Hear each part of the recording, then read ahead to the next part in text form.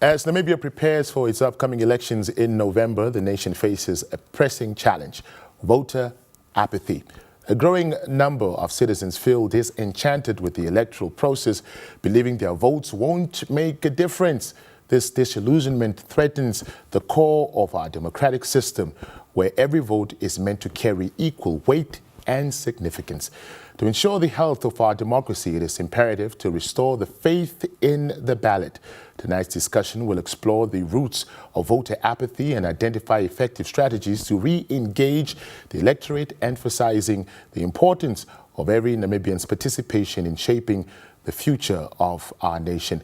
Very good evening and welcome to Situation Critical. I'm Jonas Mbambo, alongside your sign language interpreter, Peter Mbwale. Thank you ever so much for joining us. My guests for tonight are Rosvita Ndumbu, a researcher at the IPPR. In the middle, we have Toivo Njebela, the editor of the Namibian Sun. And on my far left, we have Christina Shetu Nyenga, the PR and marketing manager of Social Enabled Education. Ladies and gentlemen, very good evening, and thank you so much for making time to be a part of this very timely and important conversation. Thank you so much. Thank you for having us. Much obliged. Yeah.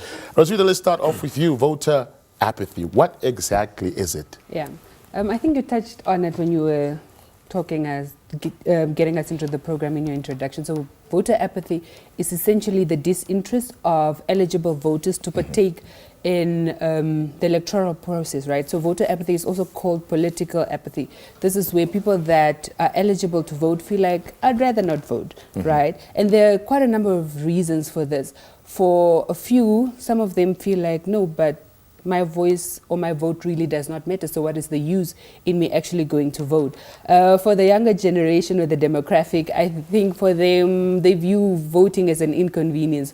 So whilst your toys may be okay, standing in long queues for 8 hours, right? Young people are like, no, but why? Matter why? Why should I be standing in a queue for 8 hours? There should be a better way of us doing it. So that is one of the reasons why people don't vote. And then another reason, I think, it's also the discontentment with the political parties and the political ideologies, you know, that people have. So people, when presented with certain candidates, they do not find within the pool a candidate which they think represents their best interests or aligns with their best interests, and then they choose to rather not vote.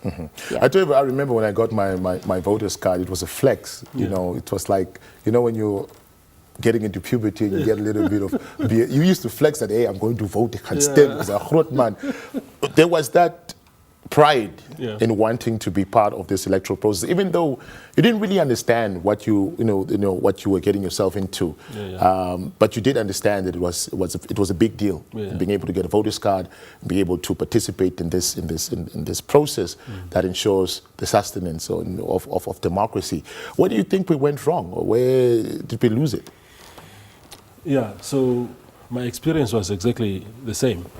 I voted for the first time, I think in 2004. I was a second-year student at the university, and there was just that hype, that euphoria among especially the first-time voters. And then I remember, I think some years later, when we also had when the born frees were qualifying for the first time to vote. And there was also a lot of euphoria around that to say, you know, for the first time now, those born after independence have turned 18 and will now vote. So there were some of those factors. But those were also good years, to be honest. But 2004, for example, during my time, life was just easier. You look around at Windhoek, I mean in Windhoek as a student at the time. Were you paying taxes at that time? I was not. I wasn't paying taxes at all. But maybe that was also the best part of it. But you know, you look at the face of Windhoek today, it's a completely different city from how it was then. When you woke up in the morning, if especially you guys that are in television, you come to work very early. When you are in a cab or in your car driving to the office at 4 o'clock, the streets are buzzing with everybody's walking to go and get the trucks to construction sites or municipal buses. There was, activity. walk in Katutura today and see dead streets around those hours today. So there's an element of dissatisfaction in my view. We'll of course unpack it as we go, but I think some of those factors have played a major role. Christine, you're part of a demographic that many consider as the king and queen makers. Talk to us about the conversation that young people like yourself are having around voting and the importance thereof. I think for us, what we do as socially enabled education is motivate and empower young people to go ahead and register to vote. Of course, those long queues are a problem for them, and we have to encourage them and make them understand why exactly it is necessary for them to vote. And I feel like for some of our young people, they don't understand really the power they have to make the difference that they want to see. I believe during our recent census, 71% of our population is young people. So from that, you can see that young people can really make a difference if they actually just take the step to go there and basically register to vote. That's really dangerous, knowing that you have potential power, but you don't know that you wield so much power as a young person. Rosita, talk to us a bit about that. What will it take for young voters to understand that, look, you guys have the power, like Malcolm X said, you know, to send somebody to the doghouse and to send somebody to the state house? So I recently wrote an article on, I think, the importance of the youth vote, right, and what that means for the Namibian context. But I think in us having these discussions on how important the youth vote is, it's very, I think it's key that we take into account that when people speak about power and the impact and the change that people have, they want to see it practically play out in their lives, right? You can't tell me I have the potential to change the country, but then that's not reflected in my own life, right? We are facing the highest unemployment rate that we have since independence. And there are so many factors that are really a challenge and a burden to, like, you know, the youth and young people of today. So I think we must contextualize it and I think speak to the issues that young people find most important. Yes, we had a discussion at the village a couple of weeks ago with Mr. Reed Tiende. He's a political analyst at UNAM. And then he said for his first year students, he asked them, would you prefer to live in a democracy where you have all your rights, but then you have no economic prospects, or would you prefer to live in an autocratic state and then, you know, you have a good standard of living and so forth? And then he said majority of his students said they would prefer to live in the autocratic society. So I think we need to speak to what is important to young people, because democracy, transparency, accountability, these are all principles. People don't live and survive based on principles. Principles underpin the way we live, yes, but they're not a consideration on our day-to-day. What people live with is their standard of living, whether they have a job, whether they can take care of their families and so forth. So I think young people, to a degree, I think we understand and know, but we're not sure, or we haven't seen it play out how the impact that we're supposed to have. We have not seen it play out. Like we say, okay, young people can make a difference, but young people showing up, has it really made a difference? So we need to see the difference being made so that young people can then be encouraged to then really come out. If they feel like it's worth their time, we're going to get jobs, all of these things are going to get addressed, then young people will, I think, automatically come and do their duty. So I think... I love the fact that you made that example of Rui asking the students in which society they would prefer to live. A few weeks ago, as a matter of fact, we had a discussion with a couple of my friends around whether democracy is indeed a right fit for Africa. And somebody actually went to the extent of saying, like, you see, when we're being colonized, things were getting done because we're being ruled with an iron fist. Is it a perfect fit? You know, we're treading on dangerous territory. No, look, I had a similar conversation also not too long ago, a couple of weeks ago also, where a person was talking about China. And this person was saying China is not democratic in the model that we use here. They have their own model of democracy, which is widely criticized globally, but which seem to have worked for them. And that person was saying, what is the point of a person in Havana having a right to express themselves when they live in the conditions that they live in. What do you do with freedom of expression if it doesn't convert into tangible changes in your life? There was a point that people, a remark that the late President Hage Geingob made some years ago when he said people do not eat constitutions, and he was roundly condemned. But he was making actually a very, very poignant point. Yeah. He said, look, we must now convert all these freedoms, all these personal liberties into something that makes a difference in people's lives.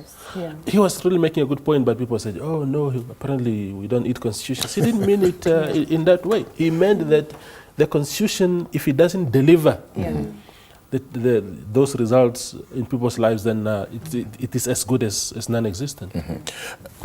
Yeah, I was about to ask, but is it really that the constitution doesn't deliver, or is it because the people that are put in power do not deliver to the concerns and issues of our people? Is the question. I mean, it's a discussion, right? Yes, of course. I will expect someone to answer that. However, as a young person and first-time voter, I think those are the questions that we are really asking, and hence why we are actually fighting for our political parties to show us their manifestos. We really want to see what exactly is in those manifestos. Are they really catering to the needs of our young people, so that we can have an informed decision as to which political party we actually want to vote for? So, Christina, I just need another question here. Along what lines do you think a young person like yourself would vote? Is it party lines, or if an independent candidate that comes out and is appealing to what you want to see happening in this country, and as far as youth development is concerned?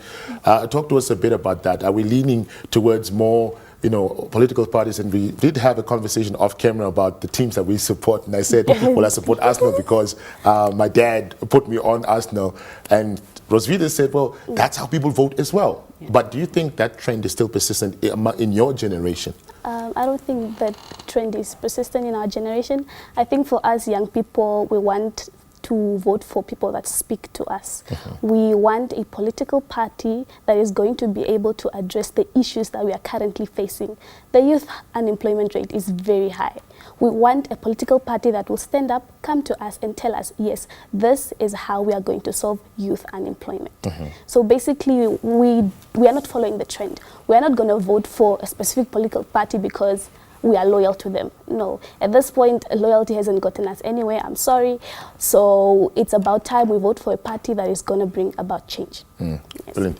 Your thoughts on that, Rosvita? You did say we're treading on dangerous ground when I mentioned whether democracy is indeed a perfect fit for an African country like Namibia. Yeah, I think I concur with the statement that I think democracy is the best we have. I don't think democracy is a Western concept or African concept, or however, there's a lot that goes on in that discussion. But I think personally, democracy might have its faults, yes, but I think Christine alluded to this earlier way. It's not necessarily the systems, but it's the people that are in charge of the systems that most of the times cause the problems. And I think for me, it's then a comparison between democracy and other types of governments that we have, right? And then the obvious alternative will be autocratic. And just because it's not democracy does not mean it's necessarily better, right? Because let's say for an autocratic system, for example, then yes, you're stripped of all of this, freedoms and rights and so forth. But then what's then to say that under that rule that economic emancipation is guaranteed and so forth? So we might have issues with democracy in its current form, but at least we have places where we can go to, we can get resolutions and so forth. And I think that is one key tenet of democracy, that you can voice your opinion and it's participatory, right? With other forms of government, someone can just decide, and we have seen this with autocratic government, someone can just decide, okay, I'm staying for the rest of my life, and you have no recourse, and then you do what? So democracy might not be perfect, like no system is, but I don't think that is in itself enough reason to discount it or to start having the discussions around, okay, maybe we need to look at other forms of government, or it's not African and so forth. I honestly believe that it's the best that we have. We just really need to work on fixing certain issues that it has, be it the people that we put in power, be it the institutions and so forth. And I think if we do that, we will see democracy operating optimally. I think right now we are, because of human interference and because obviously humans are not perfect, it's gonna have human flaws. But the system in itself, the way it was designed, if we were in a utopian, a perfect world, it would be the perfect system. Toivo, why is it dangerous for a democracy when people lose faith in the electoral process? Yeah, I think the point that Roswitha made just now about I don't even want to begin to contemplate that somehow democracy, I don't want us to question democracy as a concept. I think it's a very beautiful concept. It's a very beautiful model. And I think it has worked wonders for our country. Let's not discount that. But I think that I'm looking, this week I've been tweeting a lot about, because we're still talking about voter apathy, and I was complaining bitterly. It's not only this week, it's a long-held complaint that I've had to say there seemed to be this constant robbing of Peter to pay Paul.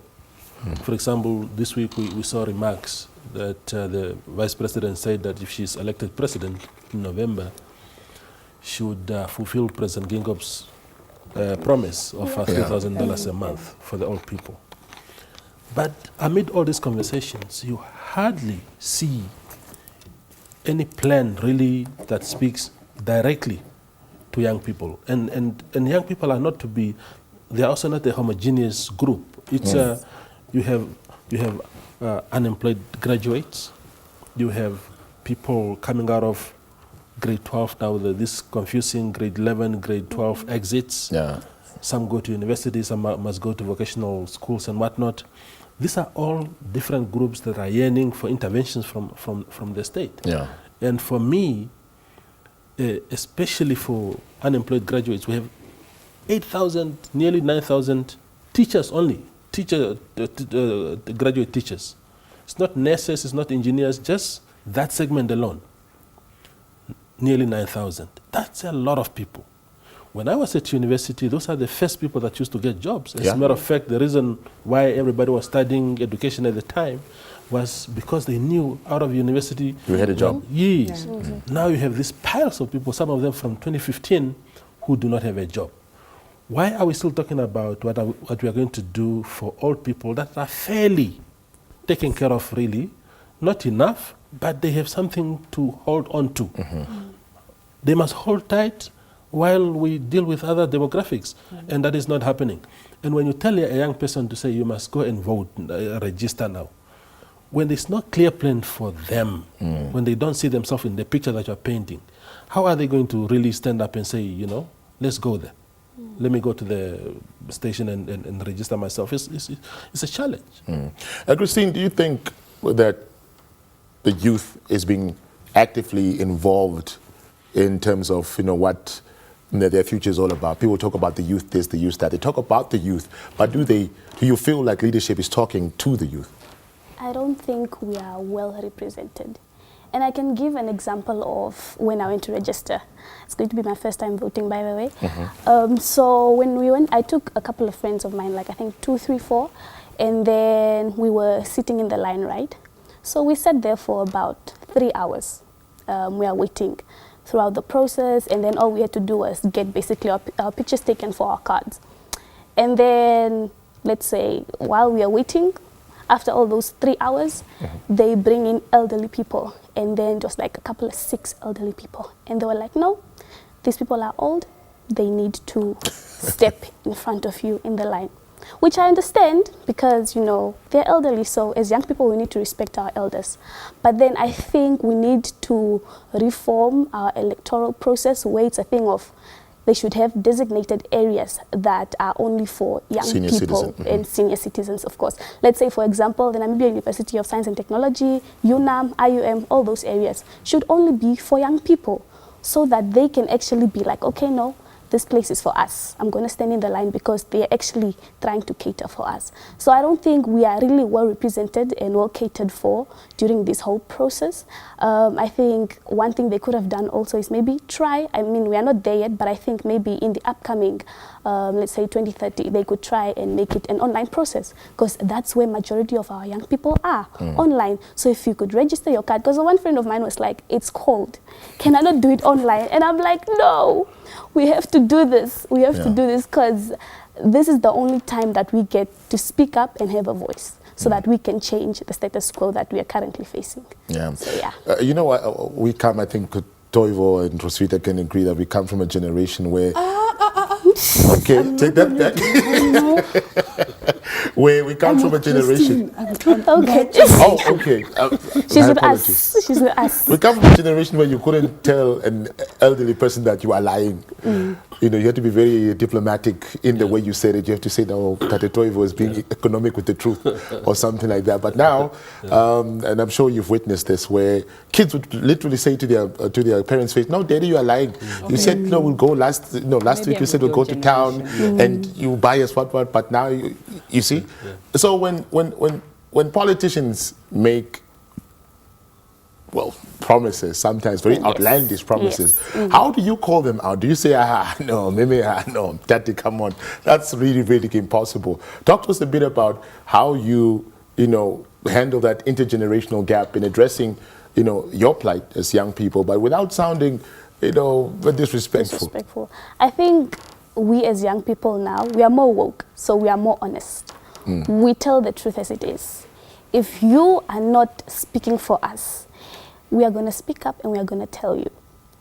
If you are there and we see that you are only in power as a leader, you're not supposed to be in power for your own personal gains. You are there for public service. So if we feel like you are not doing your job, if you are not there for us, we are going to take it up, and then we are going to make sure that you lose your position. And I think that is the way we as young people think. And coming the November elections, we are going to make sure that we vote for people that speak for us, and if they are not catering to our needs, we make sure we remove them. Nice. Roswitha, I want to get your thoughts on what political parties ought to do to attract that virgin vote, that youth vote. That should have actually been Christine. But I think there's a lot, right, that political parties can do. I think firstly, like I mentioned earlier, it's to speak to the issues that are important to the youth, right? So your manifestos should speak to things that are important to the youth, to youth unemployment. What are you as a political party? Do you have, let's say, a youth league? Do you have a youth engagement? Is it policy? What is it that you guys are planning to do with and for the youth? So I think one of the best ways for political parties to get or to do that is to have other young people within the party to then engage with people outside, with young people outside the party. And typically they do that through the youth leagues. And I found that to actually be very effective, I think, because it's young people speaking to other young people. They can understand each other. There's no, I think, generational gap, and they can speak to the issues that are important to other young people. So I think it's primarily to speak to the things that are important to young people and be innovative in how you go about getting the youth vote, right? I think how older generations vote and how they can then be enticed to vote in young people is two different ways, right? So I think be innovative in, I know social media is a tool that can be used, infographics, Twitter, go to where young people are, engage. I think young people like a personal touch and engagement, so they need to be able to relate and speak is it to whatever political party it is. I think they need to have some sort of relation or connection to the party. So I think that's... Toivo, you spoke about voting for the first time in 2004. Do you think it was much more easier for you to vote rather than now? I mean, if you could go back, would you have done it differently compared to what you know now, with the experience that you have gained over the years in terms of, how the country, how you think the country should be run? Yeah, so I think the circumstances are much appealing now, to be honest. 2004, for example, I don't think Facebook, for argument's sake, was in existence. I don't think, because now, even when you are stuck and you don't really know what the registration points, where they are, you could simply take your gadget today and look them up online. You can go to the website of ECN and just do that. 2004, I had just gotten my cell phone for the first time the previous year in 2003. And it was not a smartphone, it was a Nokia 3310. Oh, wow, the legend. So there was simply no way to access those kind of things. But I wanted to bring one aspect also to you, Jonas, and the panels, the panelists. There are two groups that I think ought to be encouraged to vote this time around. If you are into party politics and you are loyal to a particular party, let's say the ruling party, because in the past people could ill afford, or they could afford actually, to stay away. If you are a Reswapo supporter, you knew somehow that the party was guaranteed victory. But that narrative has changed. 2019, 2020, we saw what happened. So it could awaken some complacent voters to say, look, this time around, I'm not letting my party suffer. Yeah. So then you go out and vote for the ruling party.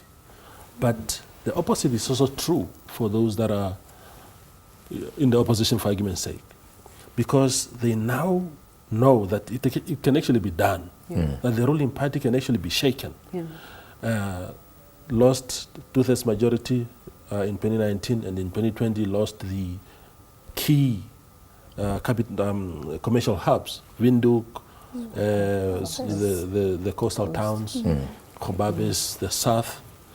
So there are those who've been inspired to say, this time around, maybe we can just push a bit more to really cross over. So I think a lot is at stake now. And you look at what happened in South Africa 2 weeks ago, that the ruling party could not actually gain the absolute majority. That could also inspire people to say, oh, so it can actually be done. That's why I think it's important that people really register and exercise that right, whether you are on this side of the fence or the other, because the stakes are just too high. Christine, before we go for a break, I just want to get your thoughts on what you would want, political parties or individuals who are actually running for office to say or to do that would be appealing to young people. I think at the moment what they can do is just bring out those manifestos. We just want to see, what is your plan? What ideas do you have once you are put in power? Because that is the only time, that is the only thing we can actually get from them, to see that yes, they actually have a vision for our people, our country as a nation as a whole, and that they actually plan on actually changing the current economic crisis that we are currently facing.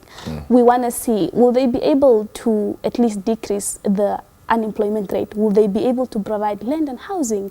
Will they be able to provide, will inequalities decrease? All these things, those are the only things that we are currently at the moment looking forward to. We are looking forward to seeing those manifestos so that we can see where to move forward ahead. Because right now, as young people, if you ask them, who are you voting for? They still don't know. They'll tell you, I don't know who I'm voting for.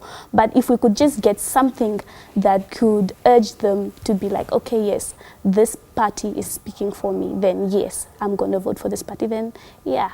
So in other words, they have to be all up in your face. Yes, all basically. Right. Well, let's go quickly make some money for NBC and be right back and continue this conversation. If you're just tuning in, you're watching Situation Critical. We'll be right back to continue the discussion. It's all about restoring faith in the ballot and addressing voter apathy. Stay tuned. We'll be right back.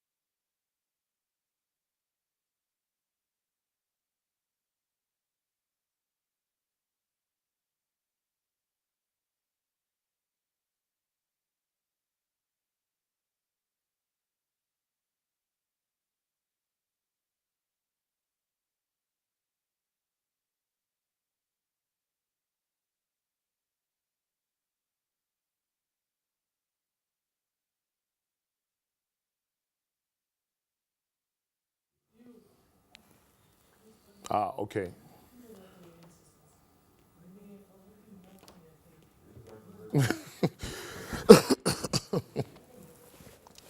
It was, why now?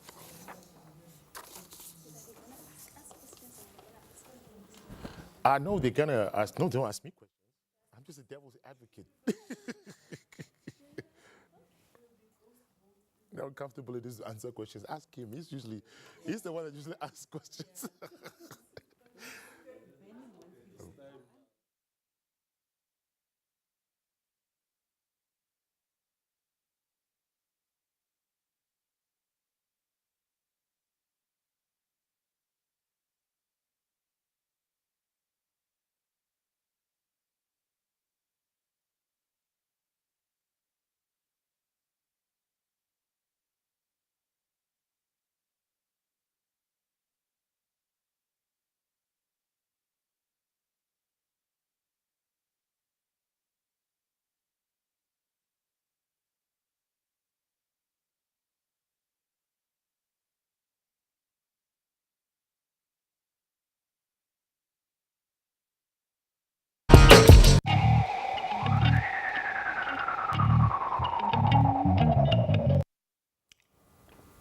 Welcome back to Situation Critical.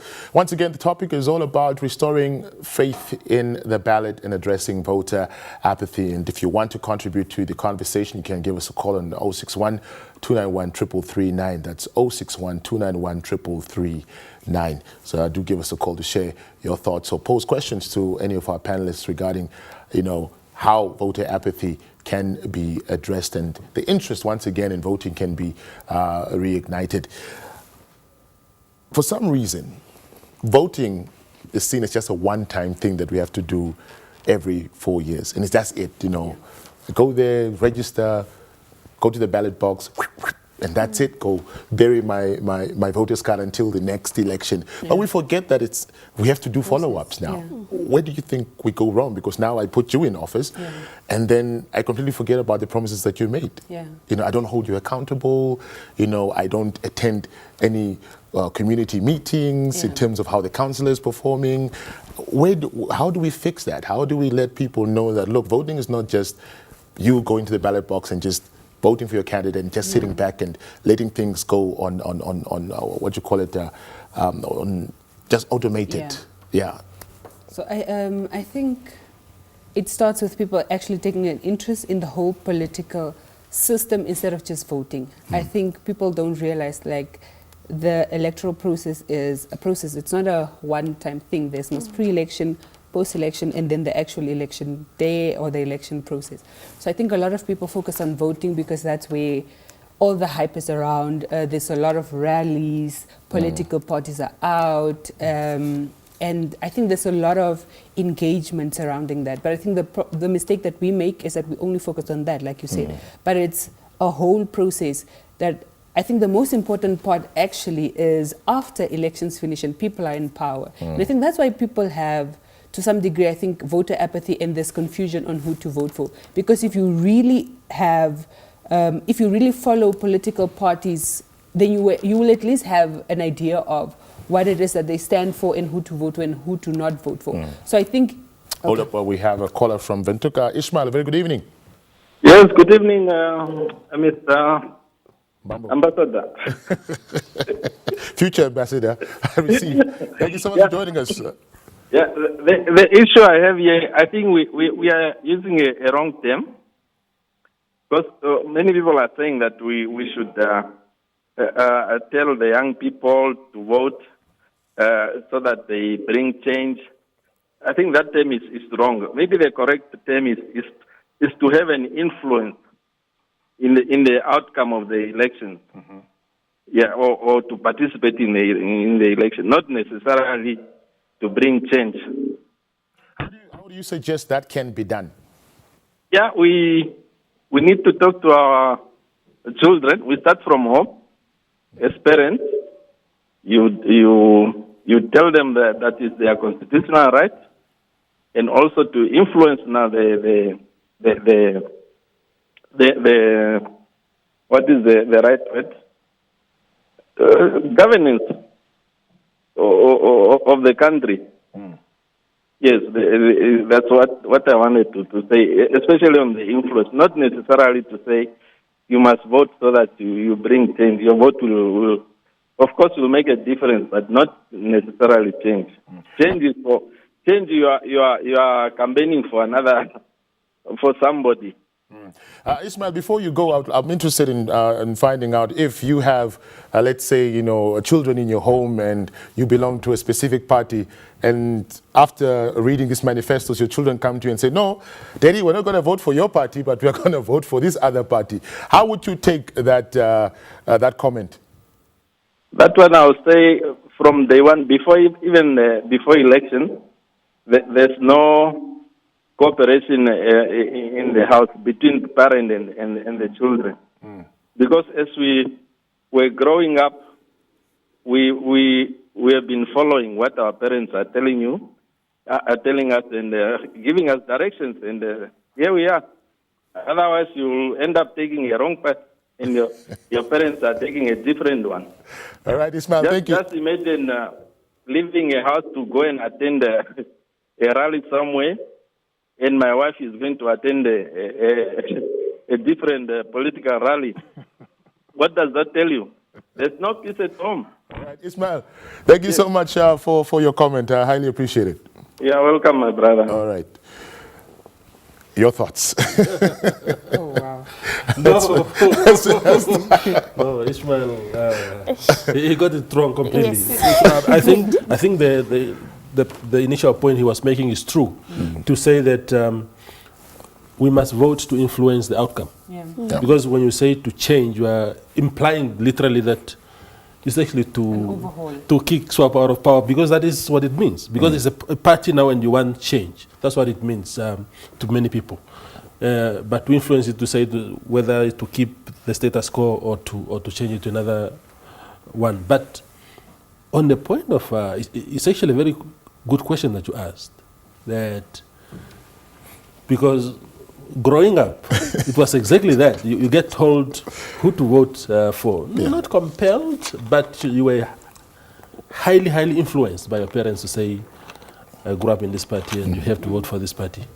I will just give you a practical example. Last week, I told people at home, at my house, and I said, you are all compelled to register to vote. That one I've made the rule very clear in the house. But I immediately said that who you vote for, that one is up to you. All right, we have Tauno from Onga. Very good evening. Very good evening, sir. How are you? Yeah, I'm doing very well. How are you? Fine, thank you. Yeah. I want to participate whereby I want to support my sister there, my young sister there, who have brought the suggestion of the electoral process. They need to start now, like, to arrange different places for different categories of the population. Like, like the elderly. The elderly, when they come in a place and they find us already coming in a place early in the morning, and we have been there for quite some time, and when they come, they just go in front, and you realize that later they are closing up they are closing up, and we have to return tomorrow. That one will promote more apathy into us, so that we do not return tomorrow. And what we are going to tell each other is, no, there are long queues there, so we are not doing justice to that. So, and secondly, I want also to, some of the things that is also bringing apathy is the notion of football club support for the party. Yeah, like we are having the perception of football club support, whereby if I'm supporting a particular party, no matter what it does bad or so, I belong to that party no matter what, because that is the party that I believe, even if I'm not for the manifestos, I did not go or peruse the manifestos, so long as I believe that if I'm SWAPO, I'm just SWAPO. That one also, it have also promoted like apathy to say, like what Njebela have said, that even if I do not go, like the complacent voters, even if I do not go to the poll to vote, definitely others will vote for me, and I know my party will emerge victorious. Thank you so much, sir. All right, thank you so much for your for your comments. All right. Your thoughts. Christine, we don't have much time, but I would like you to reflect on the question that I asked Tata Ishmael on, yes, you can go vote, but you have to go vote for X. How uncomfortable of a conversation is that, for people, in your bracket to have with their parents, and knowing that, like Toivo said, if you were born under a roof where your parents support party X or party Y, you stick to that. Talk to us a bit about that and how you feel about it as a young person. For me as a young person, okay, let's give an example of the soccer teams, right? Our older people, our parents are basically loyal to their parties. And basically they want us to follow that route. But sadly for us, we are born free. Like I said, we have our own minds. And even if you tell us to vote for a specific party, when we go to that ballot, you won't know. You won't know. You will not know. I'll tell you, yes, I voted for your party. But sadly, I did something different that side. So that's why I think it's very important to keep our votes a secret. My vote is my secret. Because at the end of the day, no one should know my vote. Because it's going to cause conflict. That's why for me, I tell my friends, please go, register to vote. Whoever you vote for is none of my business. I do not care who you vote for as long as you vote. That's all that matters. All right. So yeah. Yeah. Looking forward, Roswitha, what happens if this trend is ongoing where people just give up their power essentially to say, well, I'm not going to go to the ballot box because I have no one to vote for. I don't see any person that's worthy of getting my vote. But at the end of the day, when somebody is in office, they want to complain. Yeah. So I think the most obvious one is going to be discontentment with democracy, because unfortunately all the issues in a democratic system get then, I think, put on democracy, right? So I think people will start looking at other, I know it's an uncomfortable conversation to have, but people will start looking at other avenues of governance, right? Because they're not okay, or they're not, they're not okay with the people that are currently in power. And although that may be due to voter apathy, I don't think people realize their own role that they play in getting the country to where it's at. So I think it's more of the blame game where it's, no, but SWAPO did this, or the opposition did this, and so forth. But I don't think we take accountability for our role in playing a part in democracy or influencing things so that we can see the change that we want. Right? And I think this goes back to my earlier comment that I was making, to say that in terms of choosing who to vote for, although manifestos are important, but manifestos are idealistic documents, right?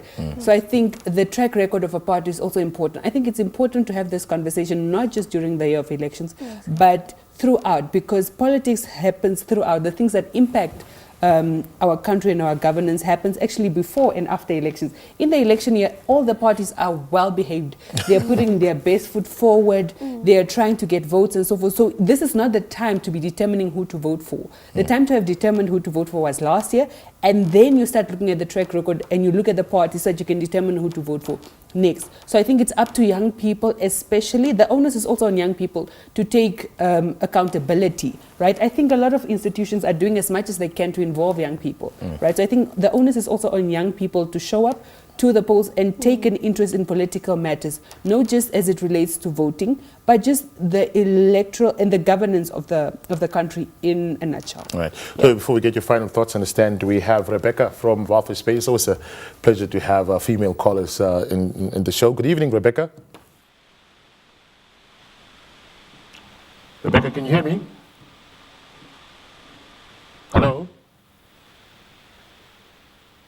Well, I think Rebecca got cold feet. Toivo, let's continue. Here's your last, your final thoughts. Yeah, so I think you mentioned accountability, and it's such an important word. There are two ways to do it for me. First, that as citizens, we also have a responsibility.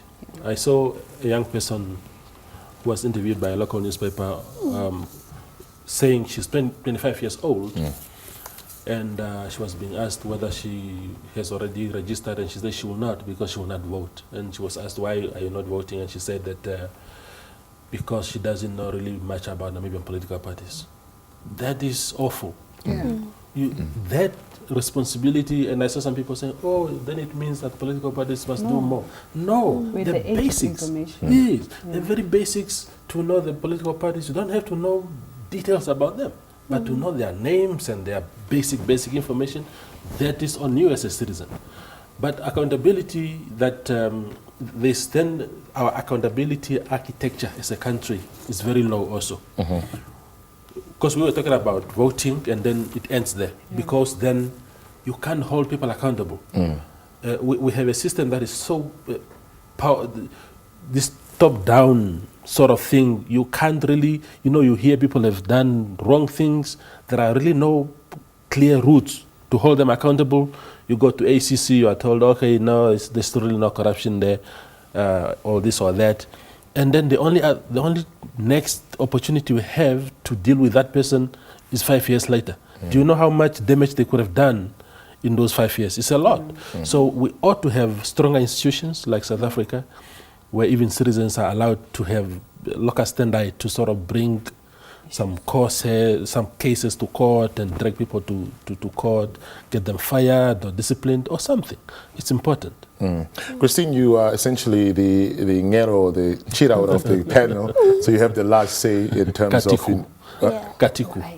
I just had a quick... Yes, Trevor actually reminded me of something in terms of, I think, one of the consequences of voter apathy. Essentially, you not choosing to vote is you being okay with the status quo, right? So if this trend then continues and youth unemployment rises and the economic recession just continues, you choosing not to vote essentially means you're okay with the status quo and you're okay with it becoming worse. And you must not complain. You must not complain because essentially what you are saying is this is fine, it must continue. If you don't choose to vote, you are okay with what the status quo is. Absolutely. Yeah. I think I agree with what Uncle on my right said.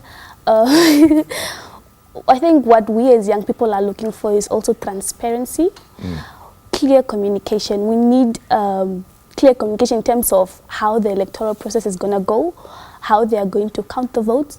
Basically, we need anti-corruption policies to be implemented and enforced to make sure that the process runs smoothly, clear from corruption.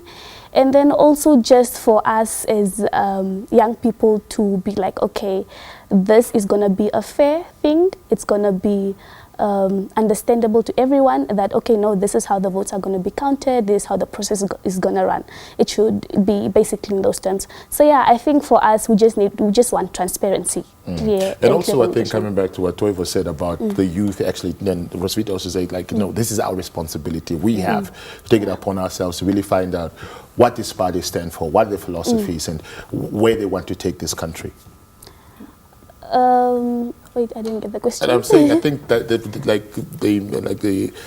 two panelists said that, young people also have to take on that responsibility of saying, yes. they have to make it their business. Definitely. And I think that's why we as Namibia take up that responsibility as well. We go out there, we encourage people, we also educate them on the political process, on civic education as well. So I think we are not where we want to be, but we'll get there eventually to also just educate our young people across the country. We are currently in 7 regions, so the moment we are in all 14 regions, I think we'll have gotten to a certain milestone. Awesome stuff. Thank you so much, Christine, Toivo, Roswitha. Thank you so much for participating in this, once again, timely and very important conversation. I always say, you've shared your 2 cents plus more. How they choose to spend it, it's entirely up to them. But I think you've done justice to what we have embarked upon initially. Thank you so much. All right, and before we go, we always have an African proverb, and today's proverb goes as follows. Even though the eyebrow is smaller, it is still older than the beard. What does it mean? When someone has been in a particular place before you, they will possess knowledge that you do not. This person may not possess great wealth, be exceptionally attractive, famous, or educated, or outspoken like you, but it does not diminish the fact that they have valuable insights. Avoid judging others based on their size or appearance. Do not look down upon those you encounter. be humble. Until next time, remember the tagline, situation critical, minds philosophical. Peace and love.